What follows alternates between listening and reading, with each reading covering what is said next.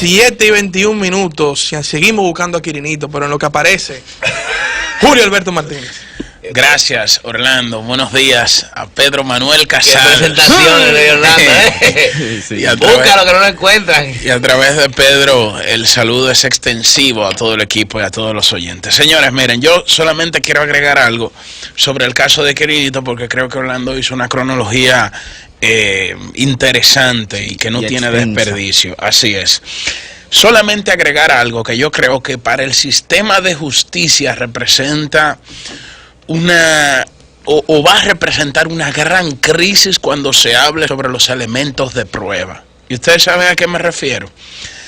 Al acta de defunción donde se certifica la muerte de Quirinito, de Pedro Alejandro Castillo Paniagua. Estamos hablando de que fue presentado en el juicio como elemento de prueba una acta de defunción de Quirinito, certificando la muerte de él. Entonces, imagínense la credibilidad de las instituciones y de las pruebas a la hora de que se instrumenten y se presenten ante un juez. Ya no bastará simplemente con certificar las pruebas. O sea, si estamos hablando de que si usted tiene la capacidad de conseguir un acta de defunción legal, sellada, firmada, que certifica su muerte y que luego se dan cuenta de que usted... que precede un informe forense. Que precede un informe forense. Exacto. O sea, que hay un médico forense, no estamos en términos legales, sino hay un estudio médico forense evaluando una muerte de una persona, señor. Entonces, eso no es paja de coco, ¿eh? Con el mismo médico legista que pues dijo que padecía el cáncer terminal, fue el mismo que efectivamente la muerte. Estamos hablando de que cuando Quirinito se presentó al juicio en una de las audiencias, él fue en silla de rueda y con todo el aparataje de una persona que está quebrantada de salud. Supuestamente porque padecía cáncer en la lengua. Y cuando está en el juicio, Quirinito no puede hablar porque Quirinito padece cáncer en la lengua, entonces tiene todos los aparatos y bueno, imagínense, o sea, todo una hora de ni CSI arma un caso con el nivel de dramatismo. Yo diría Julio, dicen por ahí que ya existe la frase: Quirinito murió el 5 de julio y al mes resucitó dentro de los muertos. Entonces, eso va a crear un grave problema.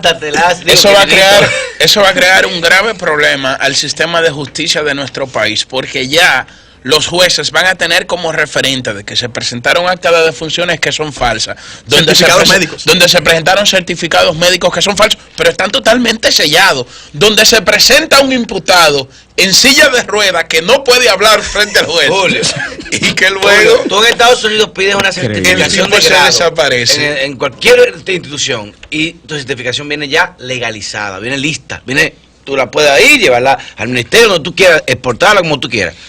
Hoy en día no. Hoy en día aquí, desde el término de la legalización, eso es un término anacrónico para una institución que no tiene control de sí misma. ¿Cómo usted pide un documento y aparte de ese documento tiene que legalizarlo? Aquí no va a haber forma de legalizar nada después de eso. Ese es el problema que ahora queda ya como referente para el sistema de justicia en nuestro país, que si teníamos incredulidad, porque aquí padecemos una crisis de confianza y las instituciones también, ahora nos hundimos más, claro, y vamos a restarle mucho mayor confianza. Señores, en otro orden, ayer se pronunció la vicepresidenta de la Asociación de Industrias en nuestro país, Circe Almanzar, sobre el tema de las primarias abiertas y simultáneas y organizadas por la Junta Central Electoral. La Asociación de Industrias plantea, y así también lo hizo el vicepresidente ejecutivo del CONER, César Aragán, de que las primarias abiertas tendrán un alto costo para nuestro país.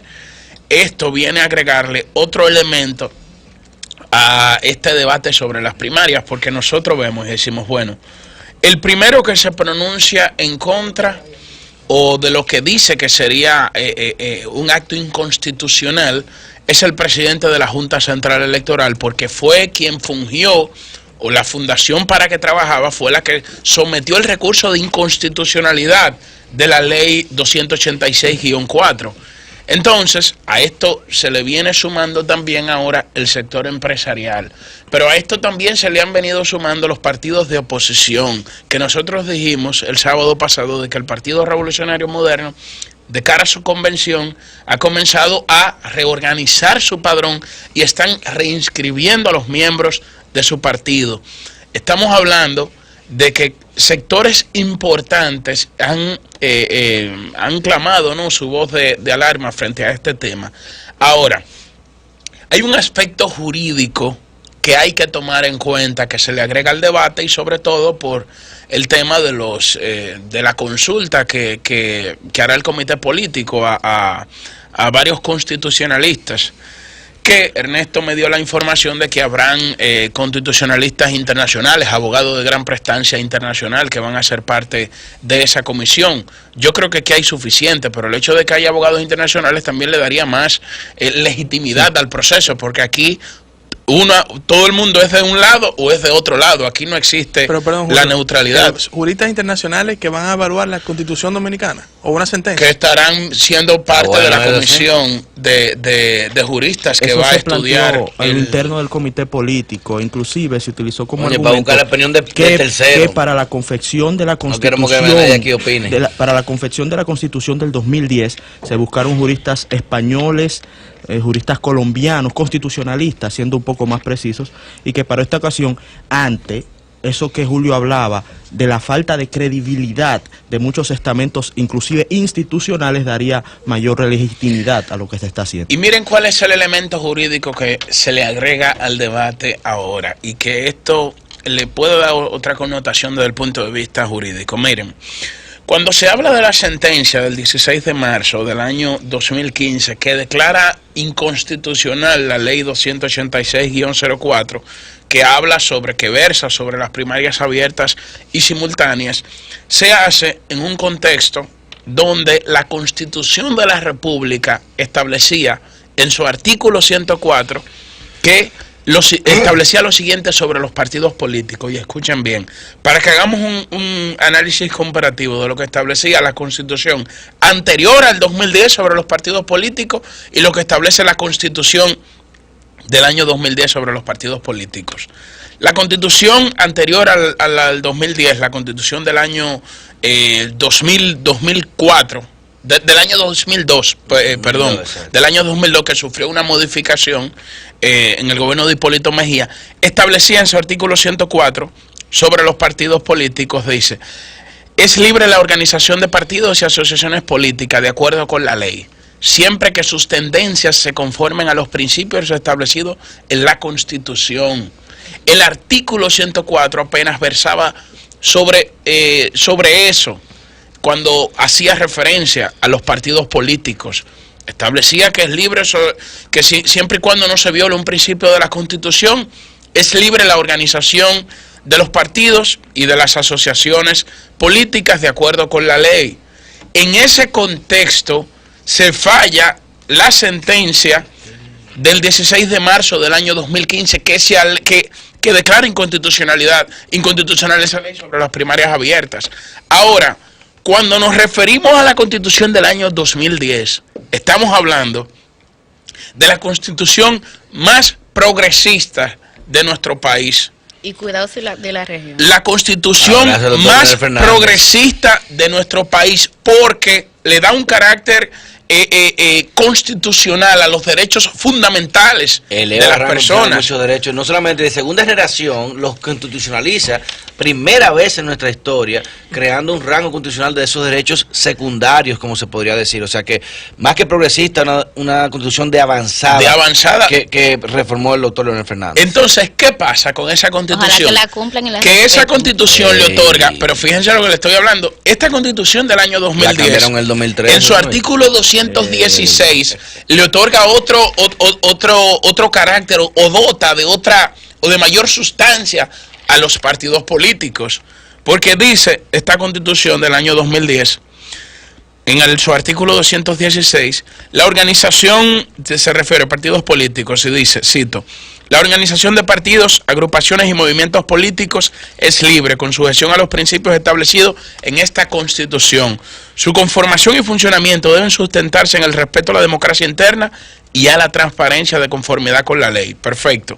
Y luego dice, sus fines esenciales son garantizar la participación de ciudadanos y ciudadanas en los procesos políticos que contribuyan al fortalecimiento de la democracia.